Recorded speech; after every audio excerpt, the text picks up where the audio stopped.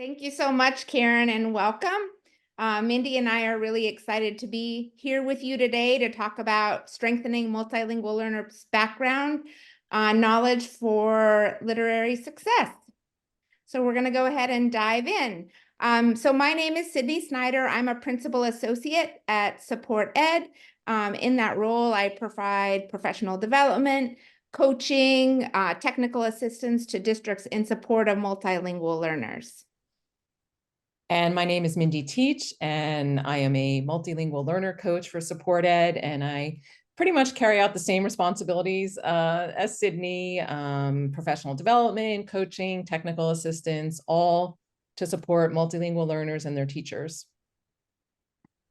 And here you can see a picture of our team. We're a women-owned small business based out of the DC, Northern Virginia area, although Mindy and I both live in Pennsylvania. So I'm in Scranton. I saw Marianne is also coming to us from Scranton, and Mindy is based in the Downingtown area. So we, again, as a team, focus on advocacy and educational equity for multilingual learners through our work. We just want to say a huge thank you to all of you for joining this session, whether you're wrapping up the school year or you're already in summer mode. We really appreciate you joining and being here with us today to talk about this important topic. We wanted to share with you our Padlet of resources and also an opportunity for you to win a book raffle. So Mindy has added the link for you in the chat. Again, there's a Padlet of resources that will remain available to you even after the conference is over. You can share that with colleagues and just explore other resources that you might be interested related to ML education. Here's that Padlet that I mentioned. The topic for today is framed from our Unlocking Multilingual Learner Potential book, Chapter 7 specifically. So that's where we draw a lot of the content from, in case you're interested in exploring more about the topic or other topics related to ML education. We also talk about it in our book, Culturally Responsive Teaching for Multilingual Learners, in Chapter 6. So again, we'd love for you to enter to win one of our books. Mindy will put the link to that in the chat, and then you can sign up. You visit our resource hub and you can fill out the form, and then we'll be selecting a winner for our book raffle at the end of the session.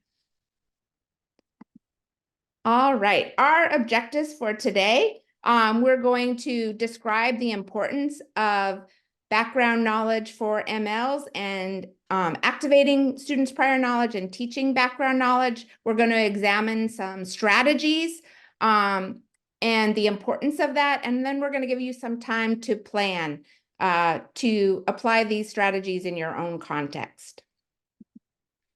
Just a little bit of familiarity with some of the icons that we use in our PowerPoint. In the bottom right-hand corner, you'll see if there's materials on the Padlet to explore, if we're going to be doing a discussion activity. We want this to be interactive as possible, so feel free to add your ideas to the chat, or if we're going to be sharing a video.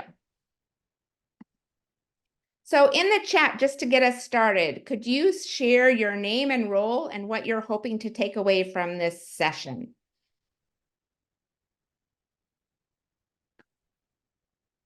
I'll give just a minute for you to share.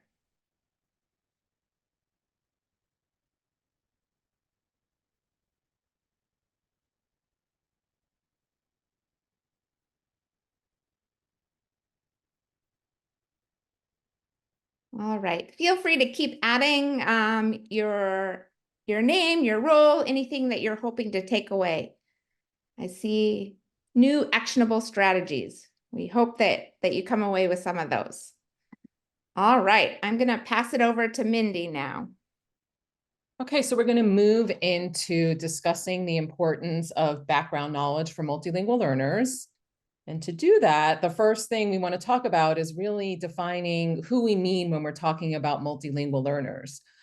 So you can see the image on the left side of the screen. We have emergent multilingual learners inside the very inner circle. And these are students who have a cultural and linguistic background that's different than the dominant American cultural background, but are also students who are still learning English. So these are the students who are qualifying for English language development services, English as a second language, whatever you call it in your district. But these are students who are still qualifying for these services. And then in the next ring, you see multilingual learners. So these are students who may be former English learners, but they also fall into this category of students who have a different background, different cultural or linguistic background than the dominant American culture. And then outside are all students. So our students who are learning English are a subset within this larger category of multilingual learners. And when we're talking today, we're going to be talking mostly about multilingual learners. We want to be more inclusive and include all of these students that come from a different type of linguistic or cultural background. And then when we talk about, who, like, what is the percentage of students that we're addressing when we think about who multilingual learners are, you can see in the chart that about 10.4% of students, K through 12 students in the United States, are students who are qualifying for some sort of English language development services. But if we look at the larger group of multilingual learners, we're talking about 22.6% of our students. So when we talk about providing instruction for students, we're really talking about a relatively large percentage of students that are falling into this category of multilingual learners. So to begin talking about background knowledge, we're going to start with this math word problem here. A cricketer whose bowling average is 12.4 runs per wicket takes 5 wickets for 26 runs and thereby decreases his average by 0.4. How many wickets were taken by him before the final match? So we'd like you to think about how background knowledge plays a role in your understanding of the problem. And you can drop your thoughts in the chat.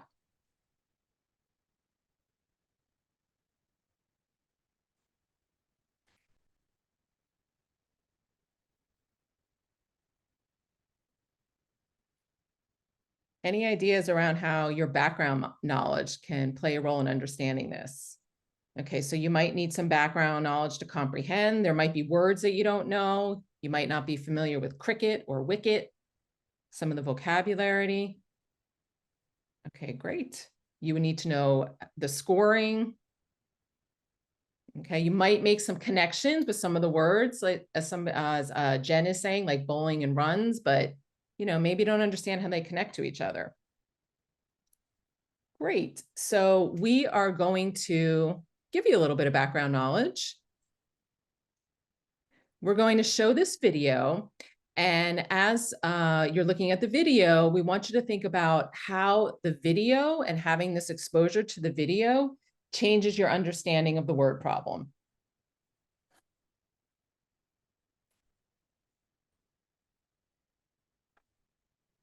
Just a second.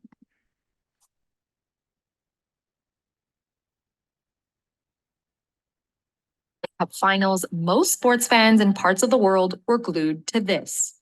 Cricket, a game sometimes described as a cross between baseball and chess. Invented in England back in the 16th century, cricket spread around the world through British colonizers. Magnificent 231 not out that gave England a total of 426. Today, it's the second most watched sport in the world after soccer, with 2.5 billion devout followers worldwide. But how do you actually play? Depending on the format, cricket can last hours, a day, or even up to 5 days. But the rules or laws, as they're known as, are always the same. It's played on an oval-shaped field, and in the middle of the field is a rectangle called the cricket pitch. At each end of the pitch are wickets made of 3 wooden stumps to support 2 bails. The game involves 2 teams with 11 players on each side. The aim of the game is to score more runs than the opposition. The umpires judge fair and unfair play. It begins with one team going out on the field, and the other comes in to bat. The fielding team has a bowler who uses different techniques to bowl the ball to the batsman. The batsman tries to hit the ball and score runs by hitting the ball and running between the wickets, making it to the other end before the fielders can hit the wickets with the ball. Each time he runs a full length of the pitch, it equals 1 run. Hitting the ball to the boundary along the ground is 4 runs. Hitting the ball over the boundary without touching the ground equals 6 runs, the highest scoring shot. In the meantime, the fielding team tries to get the batsman out as quickly as possible in a number of ways. Knocking the stumps off the wickets with a ball when bowling, catching a batsman's shot before it touches the ground, hitting the batsman's leg in front of the wicket, or hitting the wickets before the batsman can run to the other side of the pitch. Unlike baseball, a batsman in cricket can bat as long as they don't get out, but when they're out, they have to leave the field for good. Okay, we'll go ahead and stop it there. Okay, so thinking about the video, how did the video change your understanding of the word problem? And again, I'll invite you just to drop your thinking in the chat there.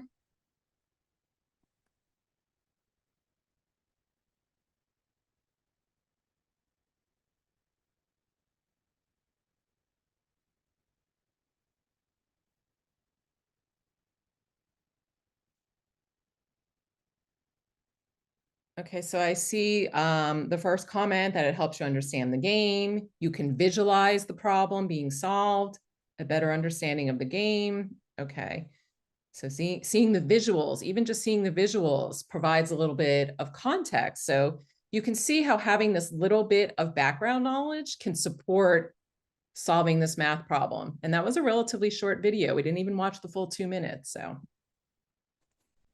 Okay, so let's move on, and we're going to talk a little bit about literacy instruction and the science of reading for multilingual learners. And we know there's been a lot of research on literacy and best practices for literacy and for multilingual learners and all students. It's important to incorporate all 5 components that were highlighted by the National Reading Panel. And you can see those 5 components here. But we also have additional research that comes from the National Literacy Panel on Language Minority Children and Youth that tells us that effective literacy instruction for multilingual learners also needs to be based on the strengths and needs of these particular students. So in addition to these 5 practices, we might need to add a little bit more. And then Kathy Escamilla and some of her colleagues have also talked quite a bit about recognizing the uniqueness of the multilingual brain. So we talk a lot about how students learn to read once and they use those skills to then read in their second language. But the point about the multilingual brain is that when we're talking about language, it is different than students who have one language, because the multilingual students are using what they know about one language to build and expand their understanding on the second language. So we do need to keep that in mind when we're providing instruction in reading or any of the areas of literacy. So some of these important pieces that we need to also include when we're instructing multilingual learners in literacy is we want to make sure that we're scaffolding the instruction so that it's accessible and comprehensible to students. We have found that instruction is most effective when language and literacy are integrated with content learning. So this is providing an opportunity for students to use the same vocabulary, hear vocabulary in different contexts, and practice language. We want to include oral language development. And then you can see these 2 bolded points right here really apply to what we're talking about today. Is we really want to make sure we're leveraging ML's cultural and linguistic assets. So bringing in knowledge that they already have and connecting that to their learning or using that as background development. And if they don't have background knowledge on some of the topics, we want to make sure that we're building that background knowledge, because that's going to help strengthen reading comprehension. Given that some students are coming from different cultural and linguistic backgrounds, we also want to make sure that we are using a relevant and inclusive curriculum. And we can't forget that we also want to include writing as part of effective literacy instruction.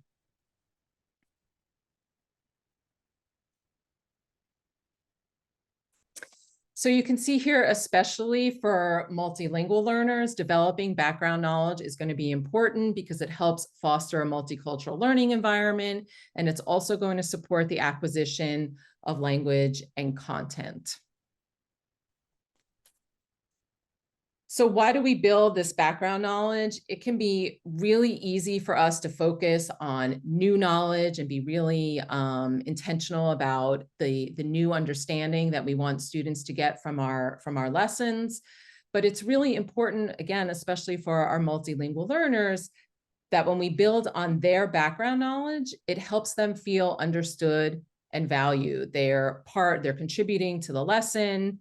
We get to bring in a variety of diverse perspectives, and it gives them kind of an entry point and a way for them to engage with the content and literacy practices. So we also want to keep in mind that there are different types of background knowledge. We might be providing background knowledge that students will need in order to be able to comprehend a text or to engage in a lesson. But we also want to think about activating existing background knowledge. So the information, the knowledge that students already have, but giving them an opportunity to activate that knowledge so that they can bring it into the lesson.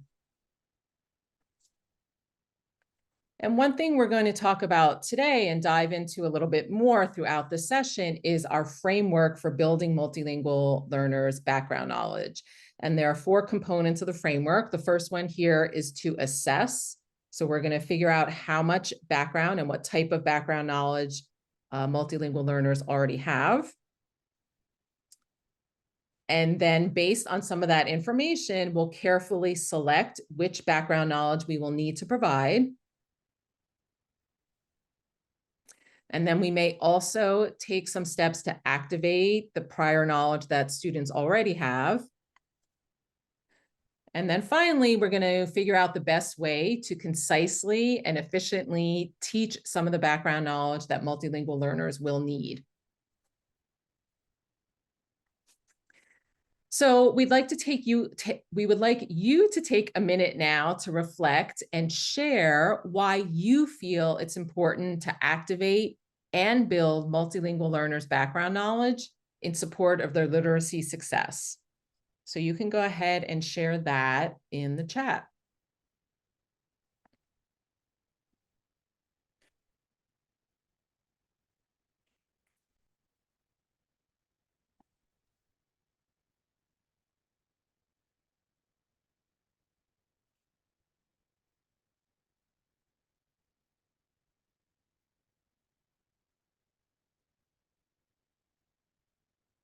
Okay, so I see that they need to make connections. It's important for comprehension, that link. Yeah, we want to know what they know. We want to know like where we're going to go from that.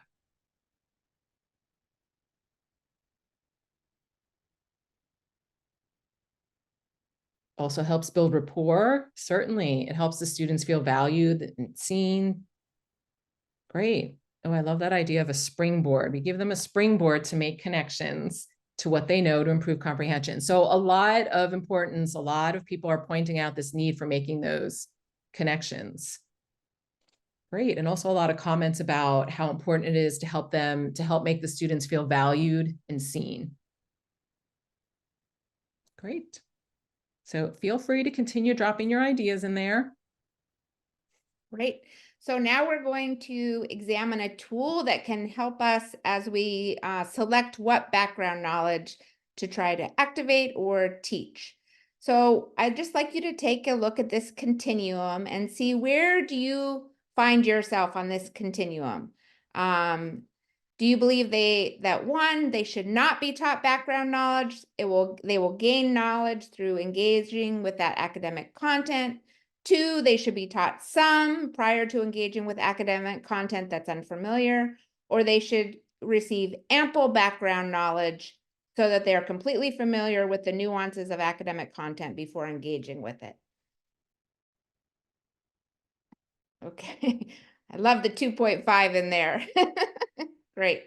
So I'm seeing a lot of 2s, a couple 3s, and this is this is kind of, I'll just say it's a little bit of a tricky question, right?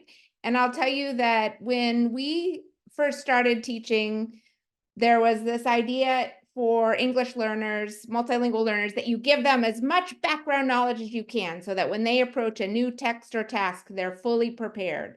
But what research now shows is we want to make sure that students have an opportunity to grapple with texts and really make sure that we haven't given everything away, right? We don't want it to be too much of a spoiler.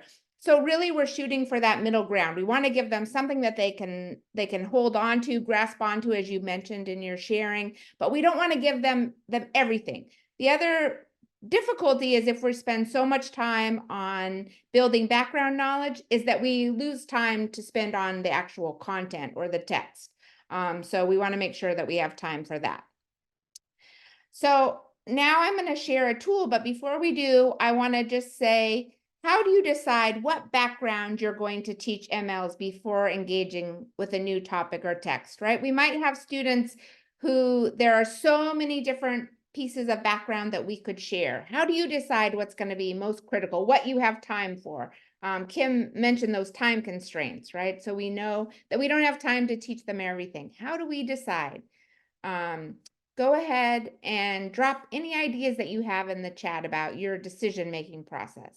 I see Ashley says assess, right? That's good. Like time is precious, so we really want to make sure we're spending that time on what they already know. KWL, great. Determining the need, nice. Yeah, what's the relevant key academic vocabulary? So again, that idea of what's really critical, the assessment piece, nice. So what we're going to do now is we're going to give you a link to a tool. And as you review the tool, I want you to think, is there anything that you would change or add to this tool as you think about selecting background knowledge? And how might you use it to collaborate with colleagues? So here you can see it on the screen, but we're also, Mindy's going to drop the link to it in the chat. And it's kind of a complex document. There's a lot of explanation there. So I want to give you a couple of minutes just to really look at that tool, read it, and then share your ideas. Anything that you think is missing from that tool, any ways that you might use a tool like this to collaborate with colleagues as you think about what background to activate or teach your MLs.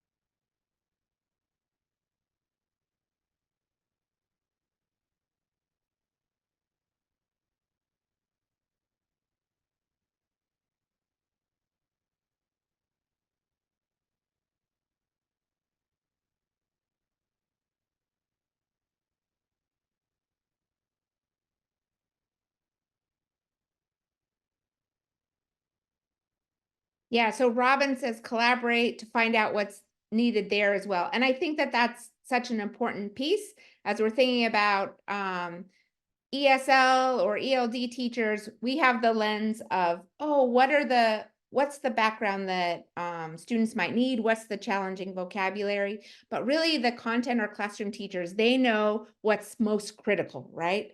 About that content area. And that's why that collaboration is so important, because those two lenses both are very important to understand what background should we be teaching or activating.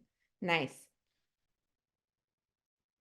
Yeah, Sophie talks about student groupings, and I love that, right? How you might use student groupings, intentional groupings of students, to use that as an opportunity to provide some of that background to the students that need it, knowing that all students might not. Great, thank you for sharing that.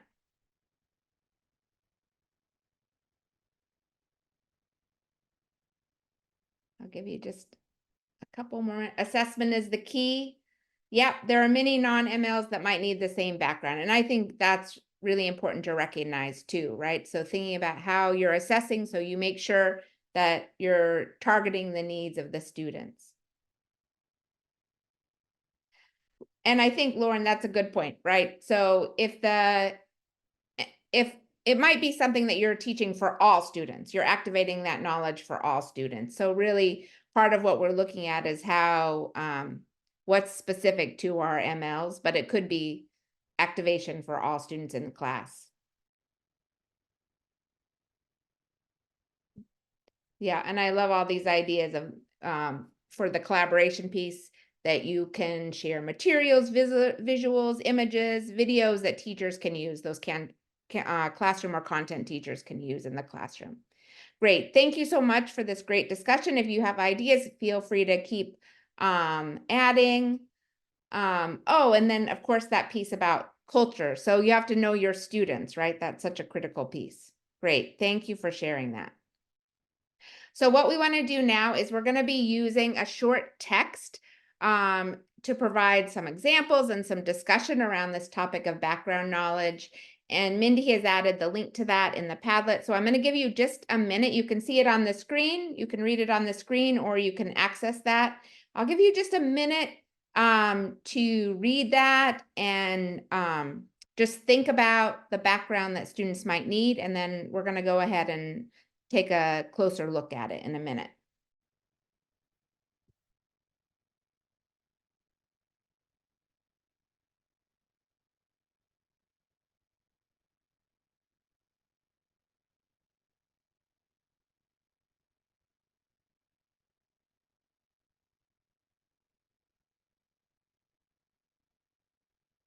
All right.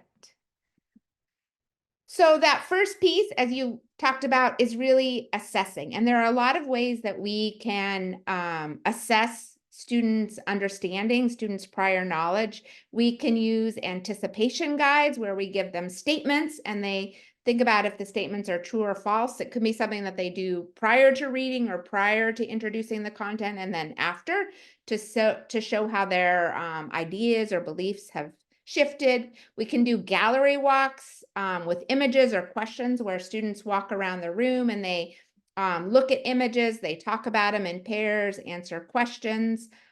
Image discussions more generally are a great way to assess students' background. And as students are discussing these in small groups, you can be really walking around and using that assessment. What are you hearing? What language are you already hearing that students know? Where are some misconceptions that you are going to want to address through the learning? A sort where students sort key concepts, and we're going to see a video of that in a minute. Having students do a self-assessment about their knowledge of either academic vocabulary related to the topic or the topic more generally. Different kinds of checklists that can really see if they know certain skills or if they have certain knowledge of topics, and then close activities where students might use a word bank to complete a short paragraph on the topic. So these are all good ways to assess so that when you are providing that background knowledge or activating background knowledge, you know what students already have. So you're not using valuable time addressing something they already have. Yeah, and thanks for adding that. DPI and KWL charts also, another great assessment tool. So going back to that text that I shared, England, the land, any ways you might assess students' prior knowledge about the topics covered in that text. I'll give you just a minute to go back in and look at the text if you want and just share. What might you use to assess students' knowledge related to that topic?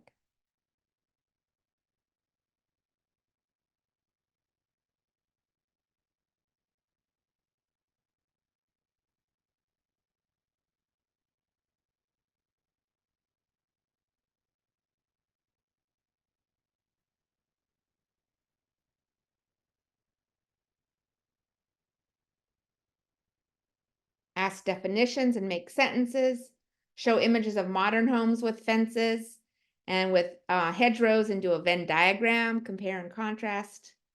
Start with geography. Yeah, great. Do they even know what we're talking about, right? Simple discussion, turn and talk. Visuals, maps, nice. Thank you so much for all your ideas and feel free to keep adding.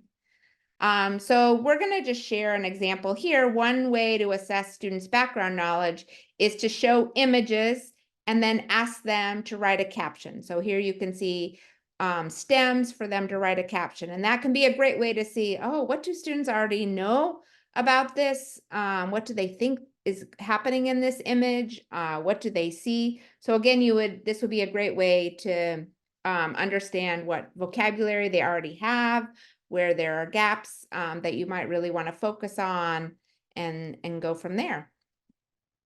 Here's another example. This is not connected to that text, but just an anticipation guide where you can see the statements, and then students think about that statement before they're reading and then after they're reading.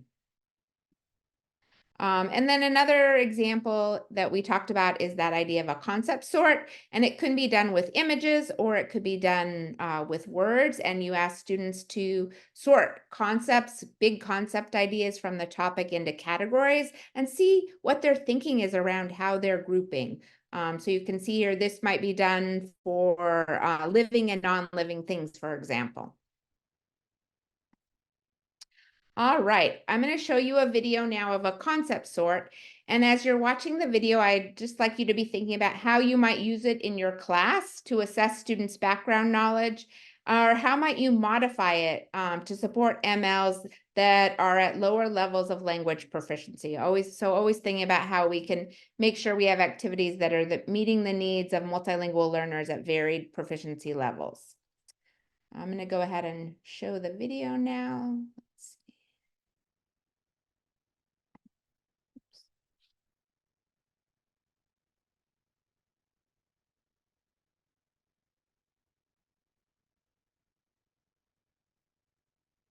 Here's what I'm going to have you do.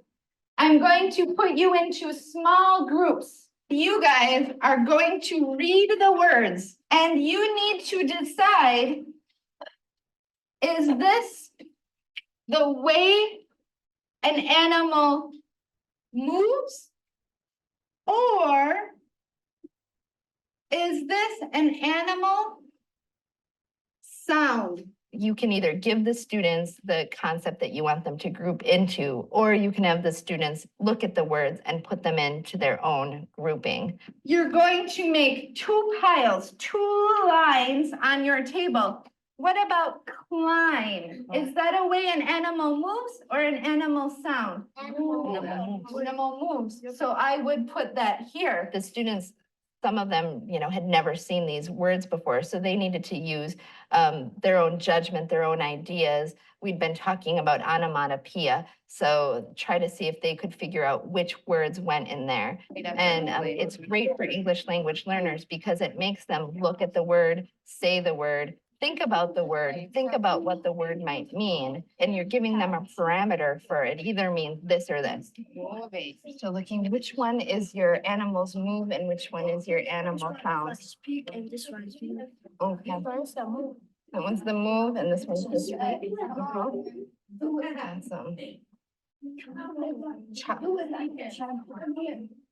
Scamper. Does it sound like a sound, scamper? No, so where do you think, yeah, so put it over there then. That's some good thinking there, Jer. Type. Type. That one. You know what a pipe is?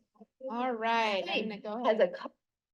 Stop that there. And if you want to just add your ideas into the chat, how might you use, or how might you already use concept sorts to assess students' background knowledge? And is there any way that you might modify this to make sure you're meeting the needs of English learners or multilingual learners at lower proficiency levels?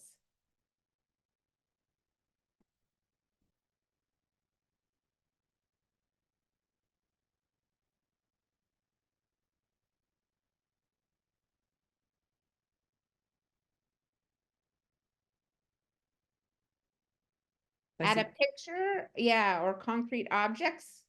Yeah, great. Mindy, were you gonna say something? No, I was just going to say, I'm starting to see some things coming through with pictures, visuals.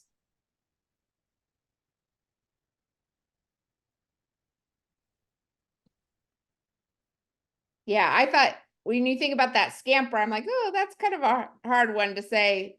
It could go in either one if they don't know the word. But again, then they don't know the word, right? So thinking about that. Yeah.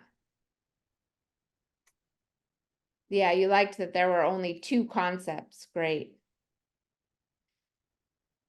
Oh, I like that idea of adding in a question. So then then you know which words students are just guessing about. That's a really great idea. And then that's even stronger for assessing what they know and don't know. Nice, thank you. Yep. Mandy says that this could be really a powerful strategy. I think so too, right? To really get an understanding of content, big content concepts.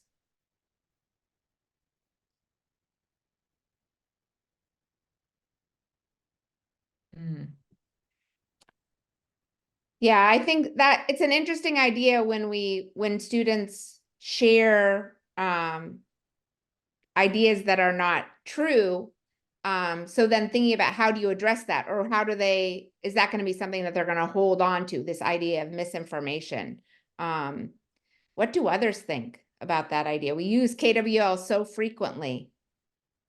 Use as a pre-post test. Yeah, I agree. So it's definitely something that you could revisit, right? So you come back to it and then you say, oh, what misconceptions did we have at the beginning? Or what were things that we thought were true, but now we know they're not? Yeah. Any other ways that people address when they get incorrect information in a KWL or a similar activity?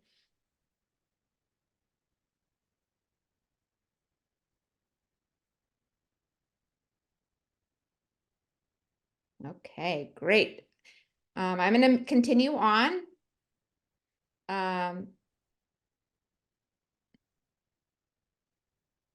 Oh, Lauren says, get curious. What do they think? Where did they learn that? So to try and get more information about it. Yeah. Great. Thank you. So step 2, we've assessed. Now we know what information students have, where they need some additional information. And then the next is select. So do non-MLs have background knowledge on the topic? So again, there might be something that we're going to teach to our whole class, but it might be we realize, oh, our non-MLs already know this information. So really we want to focus on teaching it with our MLs. Does the background provide different information from what the author provides in the text?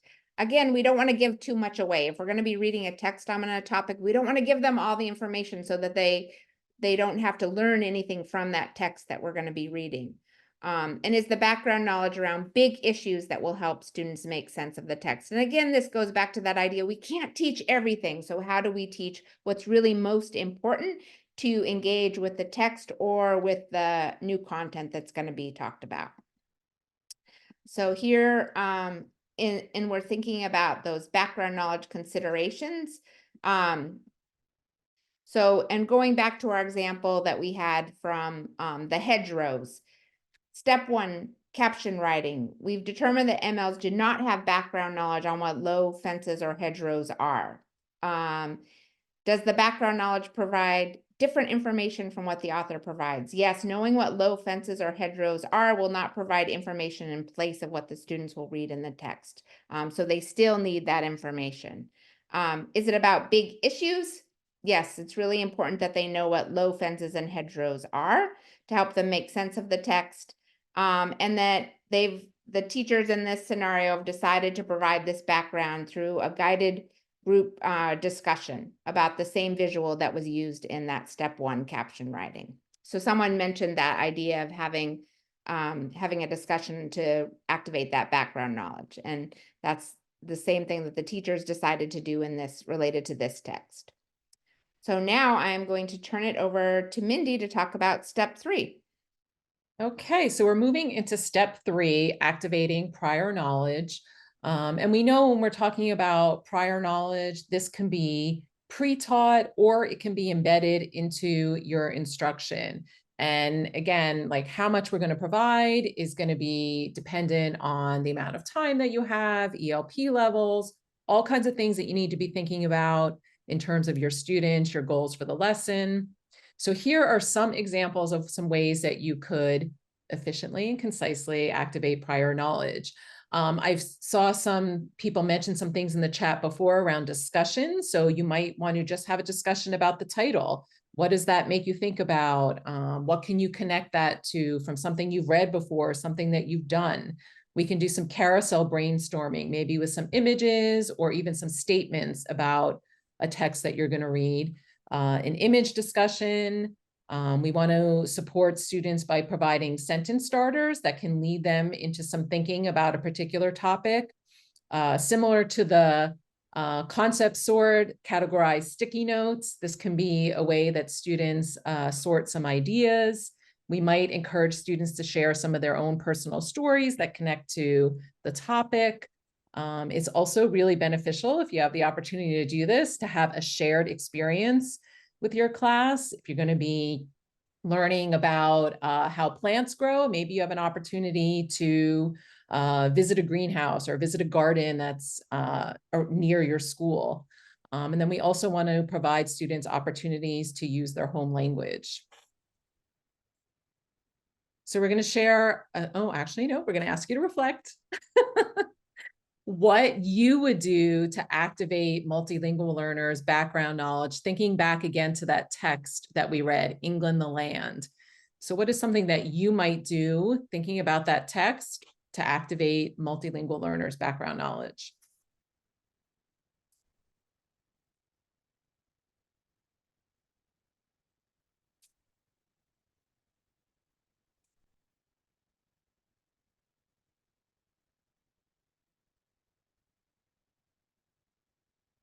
Okay, so I see show a picture of a regular fence.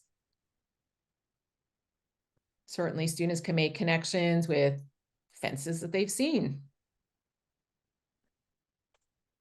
Talk about fences.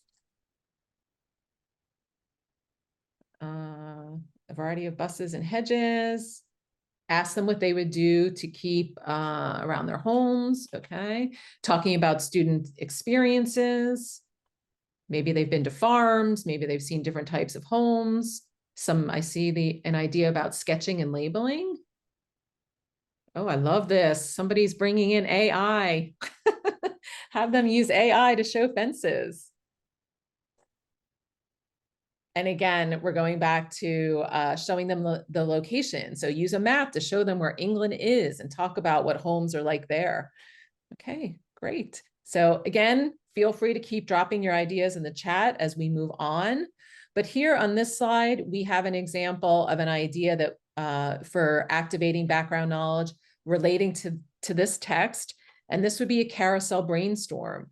So we have different statements on different pieces of chart paper that can be posted around the room, and students can go through and add their thinking to these statements, whether they think it's true or false and why. And then here's another idea, not related to that text, but just a general idea around image discussion. And, you might choose one particular image that really stands out that you think is going to be really important around the background knowledge that you want to build. And students can share what they see in the picture, something that they think they know about what's going on in the picture. This one related particularly to this time period. And then there's also an opportunity to raise some questions that they might have about the image. So we have another video that we're going to take a look at around background knowledge. And as you're watching the video, we have these questions that we'd like you to be thinking about. How did the teacher activate multilingual learners' background knowledge? And how did she teach background knowledge?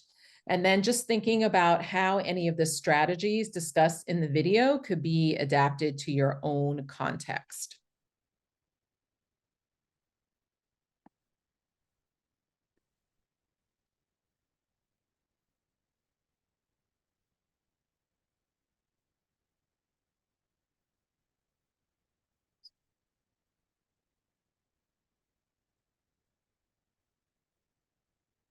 I'm going to put a couple questions up on the board that I want you to discuss with the people in your group. Okay? We started today just sort of with an introductory question, just sort of getting them talking in their groups, and also hopefully connecting to their own personal experiences of forced movement for one reason or another. We did that, and then we watched a quick video, just again to sort of front load some of the content so they would have a little bit more exposure to it, followed by a short paragraph of notes, sort of filling in some of the key concepts and things that will often appear on a Regents exam. Have you ever moved and why? So I want you, as you're writing the objective, take a couple minutes to just talk in your groups about these questions. Ladies, if you're in a same language group and you want to talk in your language, that's fine, okay? Take a couple minutes to discuss this. So from Puerto Rico here, and then I went to Florida, and I went back here. Go somewhere because the country problems or how the economy is. When they move from the world, they don't choose it. They have to move to save their life. Yeah. Yeah. The reason people move, I already told them, because I answered sometimes it's because they don't feel safe. And then sometimes it's because they just want to move to take new experiences. Do any of you guys have family that have moved to the States in the last couple of years? Yeah, Why? because sometimes, like he said, it's not safe or they don't have enough space or just they want to start a new life What else happened recently that would affect you? or they want to start a career. Well, one of the things that works particularly well with this group of students is that they've been together a lot. So they have a lot of relationships sort of already established. So there's a sense of comfort.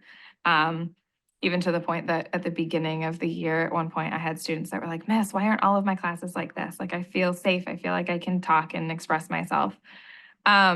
But again, I think that's a lot of why I sort of try and front load some of the content, whether through the video or through the notes, or through conversation about their own experience, so that then when they're diving into a document, they have a little bit of context for what it's about.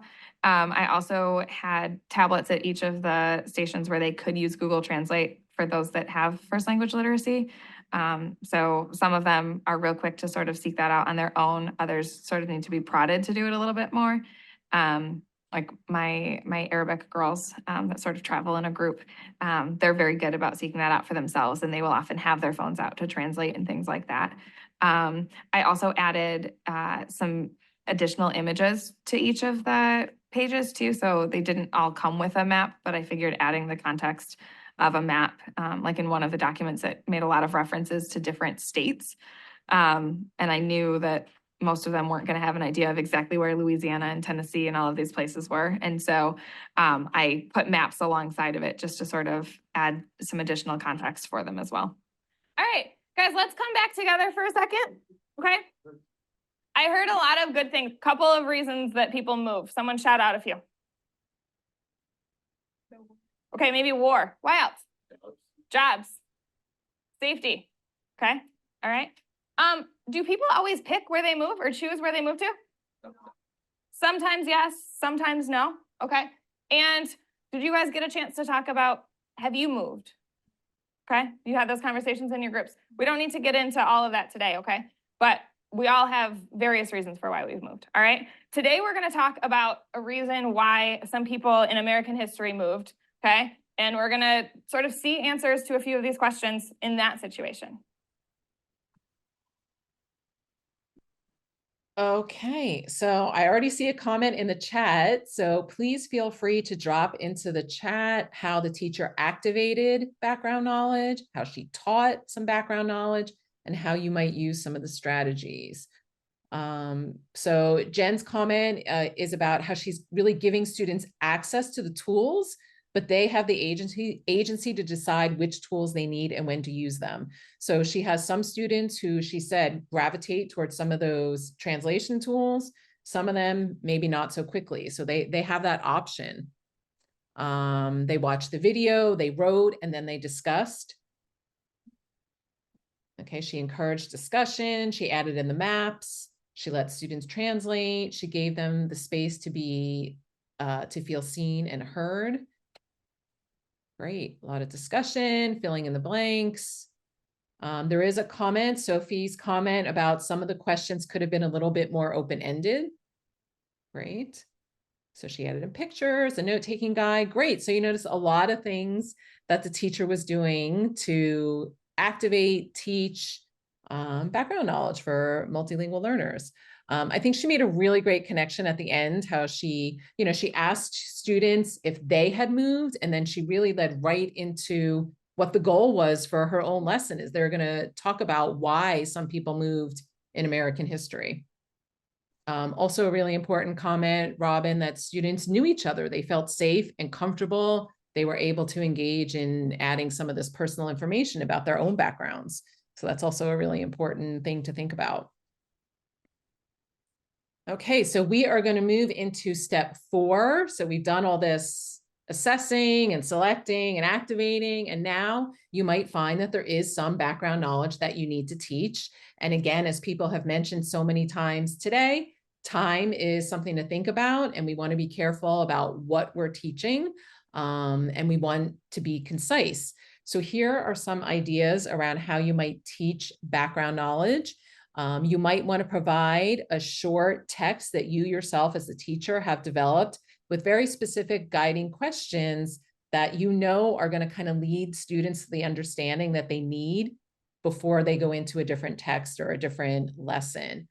We can use some online resources, such as some of the ones that we saw in the video. You might use brief video clips. This is also a place where you might bring in some home language support. So, are students able to access some short videos in their home language? Are there specific websites that you might direct students to? We could have an academic discussion, and there might be some vocabulary that you want to make sure that you teach in advance.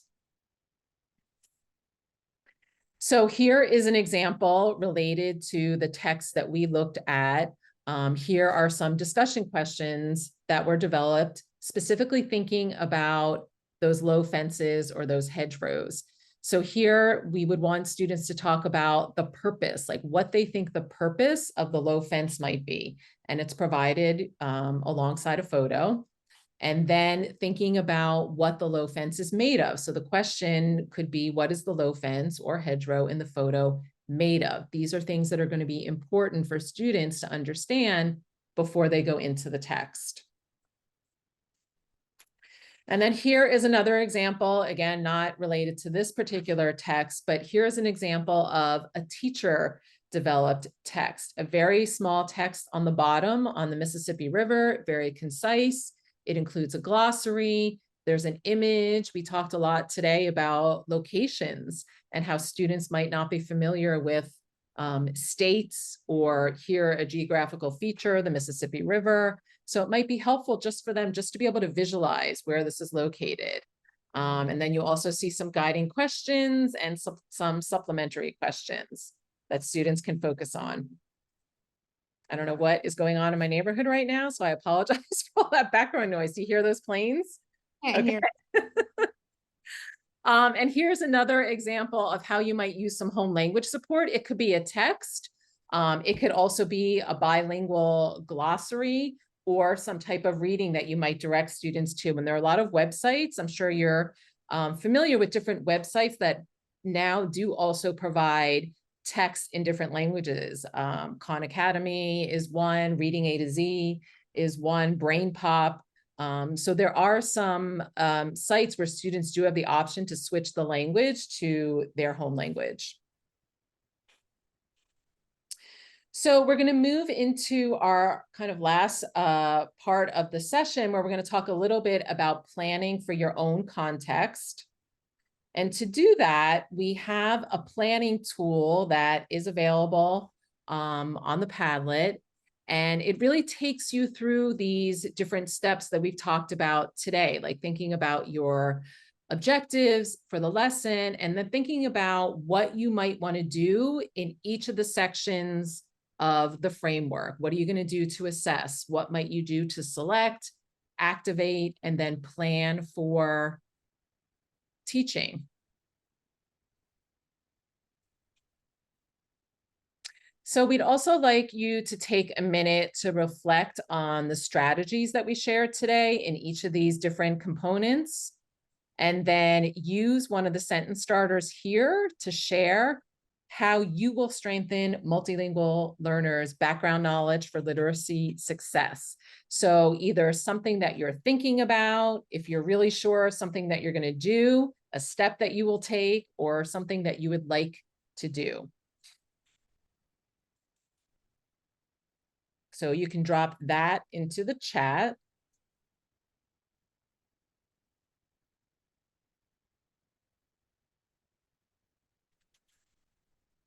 Oh, Mindy, can you put the Padlet link in?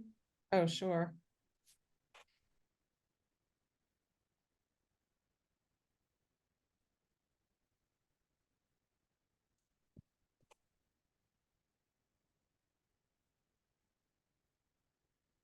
Okay, so I see some comments coming through. Great that people want to share the framework. Oh, and with middle school, that's great.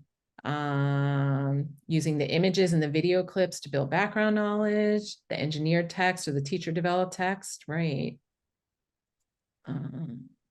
Could you repeat some of the tools about translating text? Oh, are you talking about like some of the, like reading A to Z? Some examples, those are some examples that I know of. Reading A to Z, Khan Academy, Brain Pop.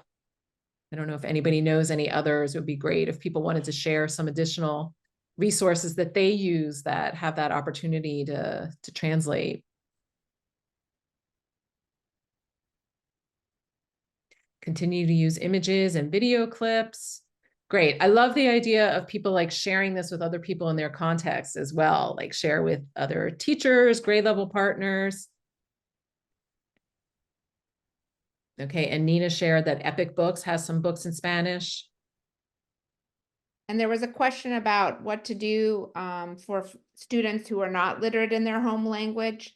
So I think then again, like those academic they can have peer or partner discussions in home languages. You can show videos, you know, again, discussions around images. So as much as you can do without having them do reading in the home language.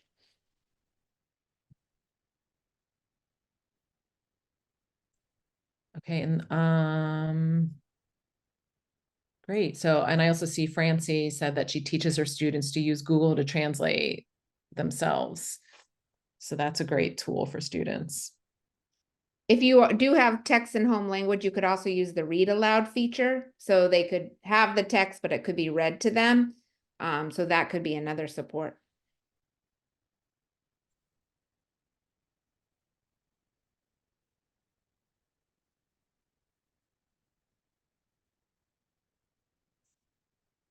Okay, great. I see a lot of things coming through the chat. I'm trying to keep track of what people are.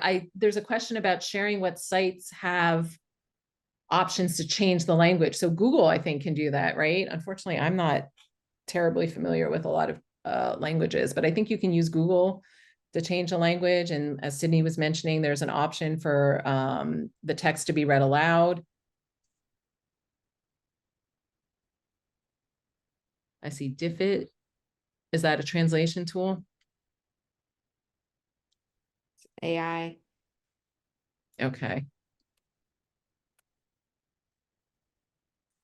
All right.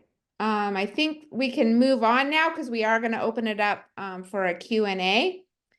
But again, our objectives for the day, we were going to describe the importance of activating prior knowledge and succinctly teaching background knowledge to MLs, examine a tool to support the selection of background knowledge, explore practical strategies for assessing, activating, and teaching background knowledge to MLs, and then give you an opportunity just to think about how you might apply these in your context.